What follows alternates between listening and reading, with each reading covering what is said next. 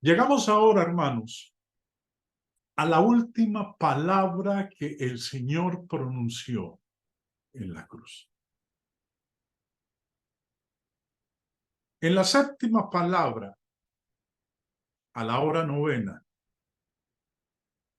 3 de la tarde, con esfuerzo supremo al Padre de quien pareció momentáneamente separado, Jesús clamó a gran voz. Lucas 23:46.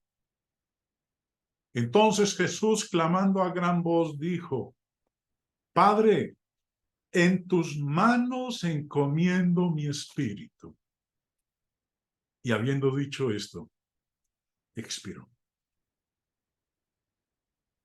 Cuando todo fue completado, cuando la obra de expiación fue consumada, cuando los fundamentos del reino del mal habían sido derrotados, entonces entregó el espíritu. Recordemos que Jesús no fue muerto, sino que él entregó su espíritu, se concedió a sí mismo. De esta manera cumpliendo Juan 18, cuando él dijo: nadie me la quita, sino que yo de mí mismo la pongo. Tengo poder para ponerla y tengo poder para volverla a tomar. Jesús, hermanos, murió con una oración en sus labios. Padre, en tus manos encomiendo mi espíritu, es una cita del Salmo 31, verso 5, donde dice: en tu mano encomiendo mi espíritu. Jesús está citando el Salmo 31. El señor Barclay en su comentario nos dice: Jesús murió con una oración en sus labios. Padre, dejo mi espíritu en tus manos. Es una cita del Salmo 31, verso 5. Ese versículo era la oración que pronunciaba un niño judío al acostarse por la noche. Jesús hizo aún más tierna la oración, confiada, añadiéndole la palabra Padre. Aún en la cruz, la muerte era para Jesús como el quedarse dormido en los brazos de su Padre. En todo caso, Cristo murió con las palabras de la Escritura en su boca, las palabras del Salmo 31. Cristo, inmediatamente antes de exhalar el último suspiro, expresó en estas palabras su función de mediador.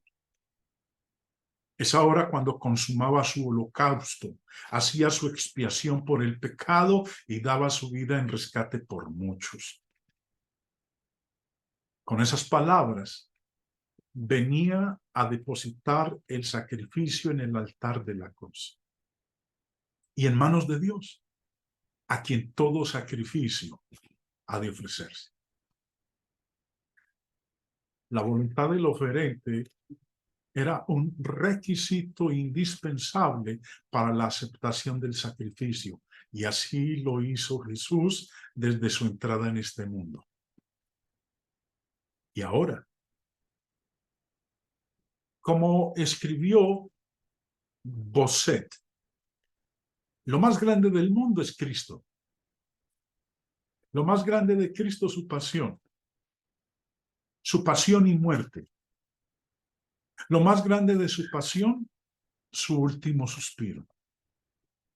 Pues en él se consumó la obra de la redención. Así pues, Cristo puso en manos del Padre su espíritu para recobrarlo al tercer día en su gloriosa resurrección. Al tomar las palabras del Salmo 31, verso 5, Cristo adaptó las palabras de David para uso de los creyentes moribundos. Y con esas palabras hemos de mostrar que entregarnos libremente nuestra vida en manos del Señor y que creemos firmemente en la vida venidera al decir a Dios, Padre, en tus manos encomiendo mi espíritu. El apóstol Juan registró que como era el día de la preparación, el viernes, los judíos pidieron a Pilato que les quebrara las piernas para acelerar la muerte y que los cuerpos no permanecieran en la cruz en el día sábado. Leamos lo que nos dice Juan. Entonces los judíos, por cuanto era la preparación de la Pascua, a fin de que los cuerpos no quedasen en la cruz en el día de reposo, pues aquel día de reposo era de gran solemnidad, rogaron a Pilato que se les quebrasen las piernas y fuesen quitados de allí. Vinieron pues los soldados y quebraron las piernas al primero y asimismo al otro que había sido crucificado con él. Mas cuando llegaron a Jesús, como le vieron ya muerto, no le quebraron las piernas. Pero uno de los soldados le abrió el costado con una lanza y al instante salió sangre y agua. Y el que lo vio da testimonio, y su testimonio es verdadero, y él sabe que dice verdad para que vosotros también creáis. Porque estas cosas sucedieron para que se cumpliese la escritura. No será quebrado hueso suyo. Y también otra escritura dice, mirarán al que traspasaron. Los judíos, sin escrúpulos, podían ser muy escrupulosos al observar ciertos detalles. La ley de Moisés decía que el cuerpo de un criminal no debía permanecer toda la noche en la cruz. Leemos en Deuteronomio 21. No dejaréis que su cuerpo pase la noche sobre el madero. Sin falta lo enterrarás el mismo día. Porque maldito por Dios es el colgado, y no contaminarás tu tierra, que Jehová tu Dios te da por heredad. Los judíos creían que esta contaminación sería peor si el cuerpo permaneciera en la cruz durante el sábado y particularmente en este, ya que se describía como un día grande, pues aquel día de reposo era de gran solemnidad.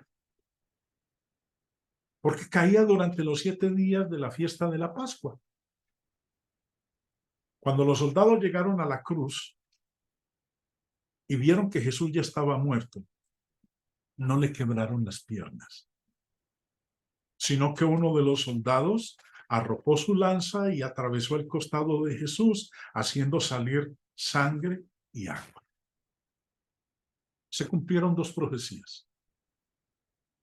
Una, porque estas cosas sucedieron para que se cumpliese la escritura. No será quebrado hueso suyo. ¿A qué escritura estaba haciendo referencia el evangelista? A Éxodo 12:46, cuando se estaba conmemorando la fiesta de la Pascua y se comía el cordero. Y había dicho, se comerá en una casa y yo no llevarás de aquella carne fuera de ella, ni quebraréis hueso suyo. Y la otra profecía que se cumplió fue la del verso 37, donde dice, y también otra escritura dice, mirarán al que traspasaron. La escritura a la cual hace referencia Juan es Zacarías 12:10. Y derramaré sobre la casa de David y sobre los moradores de Jerusalén espíritu de gracia y de oración, y mirarán a mí, a quien traspasaron, y llorarán como se llora por hijo unigénito, afligiéndose por él como quien se aflige por el primogénito. Todas estas profecías cumplidas confirman que lo que se hizo fue según el plan preconocido, predeterminado de Dios. Hechos 2:23, en el día de Pentecostés, Pedro dice, a este, entregado por el determinado consejo y anticipado conocimiento de Dios. La muerte de Jesús no fue un accidente. La muerte de Cristo fue por el determinado consejo y anticipado conocimiento de Dios. Cuando Jesús emitió su último aliento, el centurión romano que estaba presente confesó. Lucas 23:47. Cuando el centurión vio lo que había acontecido, dio gloria a Dios diciendo, verdaderamente este hombre era justo. El centurión previamente había observado el cielo oscurecerse durante 3 horas. La tierra tembló. Y el comportamiento del Señor en la cruz y su grito de triunfo al entregar su espíritu. Estos acontecimientos que rodearon su muerte debe haber impresionado al centurión y haberlo convencido. Además, dice Juan 12:32, y yo, si fuere levantado de la tierra, a todos atraeré a mí mismo. La muerte de Jesús impresionó vivamente al centurión y a la multitud. Y su muerte tuvo el efecto que no había tenido su vida. Quebrantó el duro corazón humano. Ya se estaba cumpliendo el dicho de Jesús. Cuando me levanten de la tierra, atraeré hacia mí a todos los hombres. El imán de la cruz había empezado a producir efecto en el mismo momento de la muerte de él. Además, todas las personas que vinieron y presenciaron la visión de la crucifixión, nos dice Lucas 23:48. Y toda la multitud de los que estaban presentes en este espectáculo, viendo lo que había acontecido, se volvían golpeándose el pecho. Que era una forma común de mostrar emociones de conmoción, de dolor y de angustia.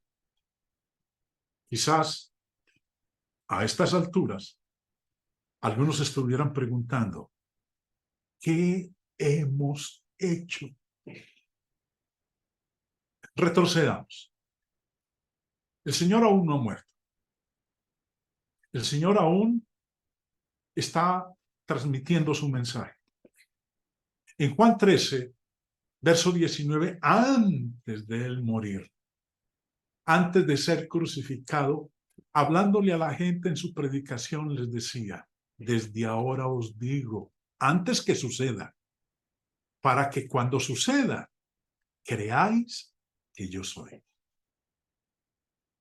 Si ustedes no creen en este momento que les estoy hablando, entonces cuando sucedan las cosas que yo les estoy diciendo, ahí ustedes iban a creer. Juan 14:29. Y ahora os lo he dicho antes que suceda, para que cuando suceda, creáis. Y en Juan, y retrocediendo aún más al capítulo 8 de Juan, les dijo pues Jesús, cuando hayáis levantado al Hijo del Hombre, entonces conoceréis que yo soy. Sería el cumplimiento de la promesa y la profecía. En la cruz, que convencería a cualquier judío que estuviera presente al menos aquellos que respetaban las Escrituras, que Jesús era quien afirmó ser. Sí, hubo aquellos presentes que no creerían aún después de la sepultura, resurrección y predicación del Evangelio, porque sus corazones estaban endurecidos. Pero hubo muchos otros, algunos de quienes Jesús habló ahí en Juan 8, que harían la conexión en la crucifixión.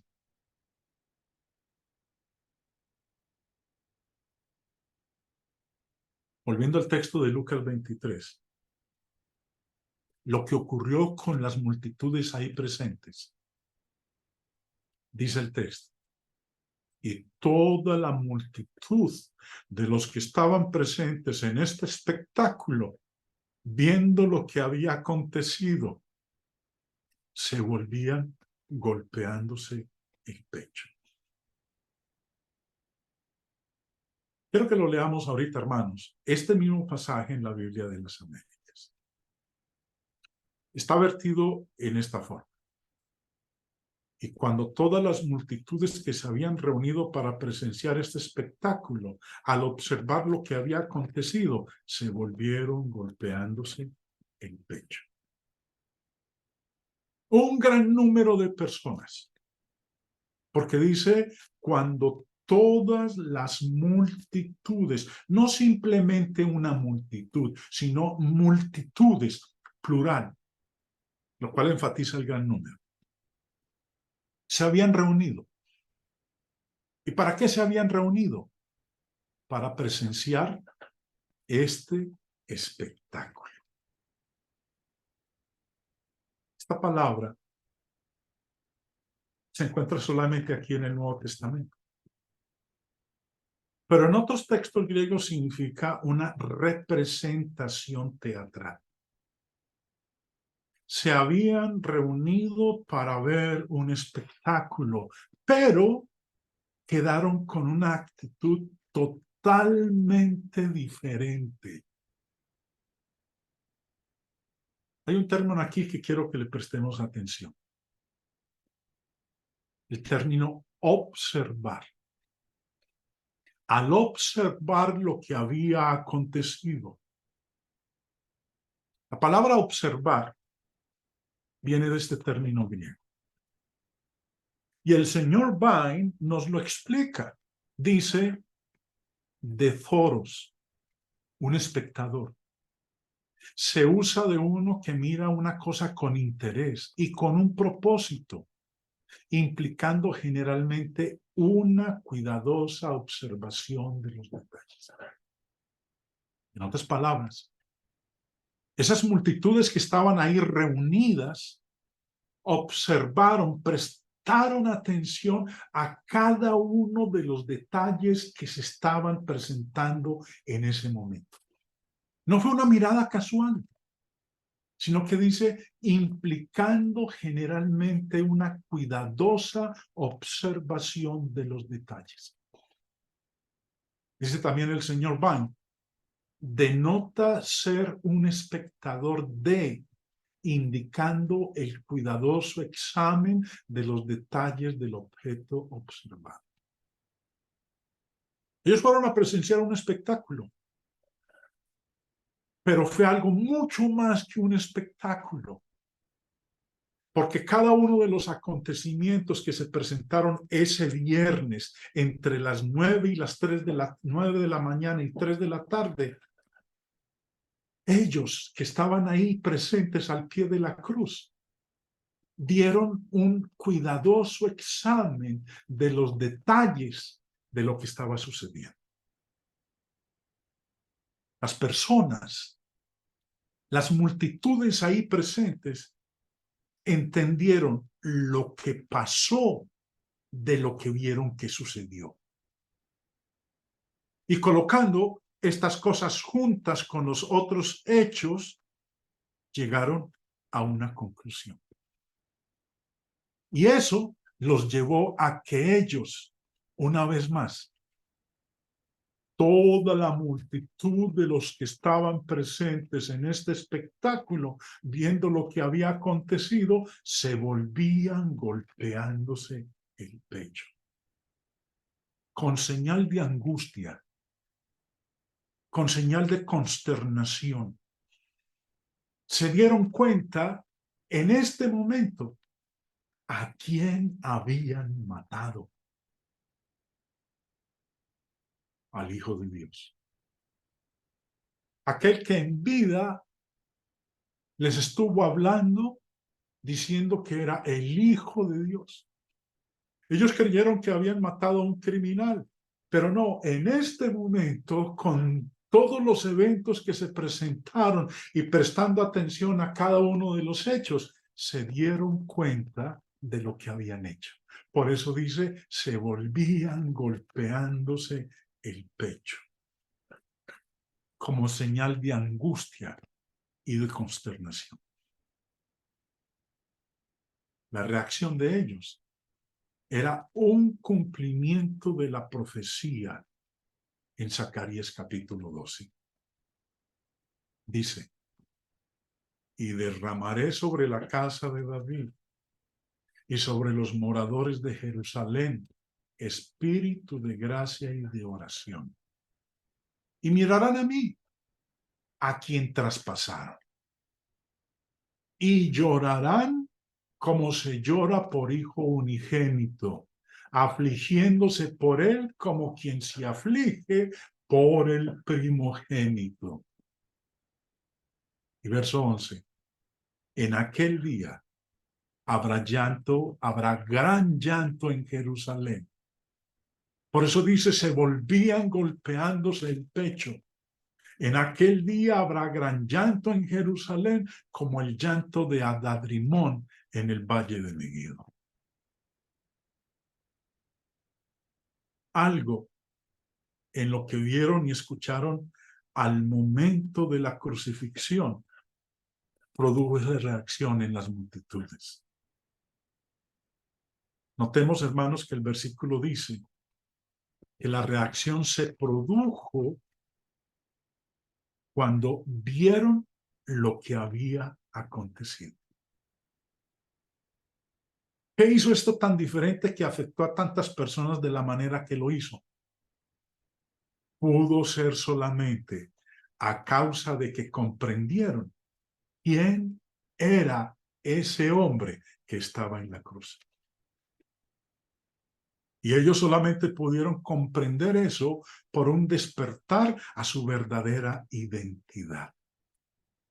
Pudieron ver en este espectáculo el cumplimiento de la profecía, tal como Jesús dijo en Juan 8:58.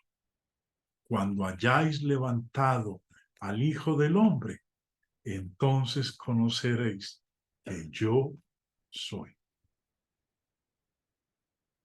El efecto sobre este grupo de judíos presentes en la crucifixión fue muy diferente y más intenso que el del centurión.